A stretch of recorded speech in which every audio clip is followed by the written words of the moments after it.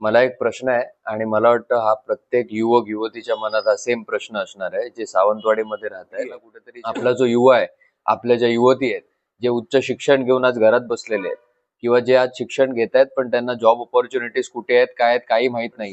आपल्याकडची लोक आपल्या बाजूच्या राज्यात जातात, रोज 3-3 तास प्रवास करतात. 3-3 तास प्रवास करून कुठेतरी 15,000ची नोकरी त्यांना आज मिळते. ह्या गोष्टीसाठी कोणच बोलत नाहीये.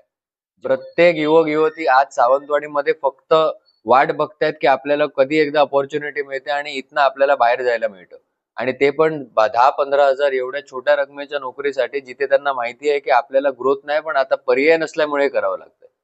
तर माझी एक नम्र विनंती आहे सर्व हा व्हिडिओ जे पण पाहतील त्या सर्व लोकांना, की तुम्ही आधी हा प्रश्न विचारा की आपली ही जी पुढची पिढी आहे, आता जे युवक 18, 20, 21 वर्षांचे आहेत, ज्यांनी आता कुठेतरी कॉलेज संपवले आणि आता जे नोकरी किंवा काहीतरी धंदा करण्यासाठी बाहेर पडणार आहेत, काहीतरी व्यवसायासाठी त्यांना बाहेर पडायचंय.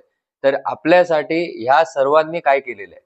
इतकी वर्ष आपण ज्यांना सत्ता दिलेली आहे, इतकी वर्ष ज्यांच्यासाठी आपण मतदान केलेलं आहे, ज्यांच्यावर आपण विश्वास ठेवलेला आहे, या लोकांनी आपल्यासाठी काय केलं आणि आपल्या या युवक युवतींसाठी ह्यांचं काय प्लॅनिंग आहे?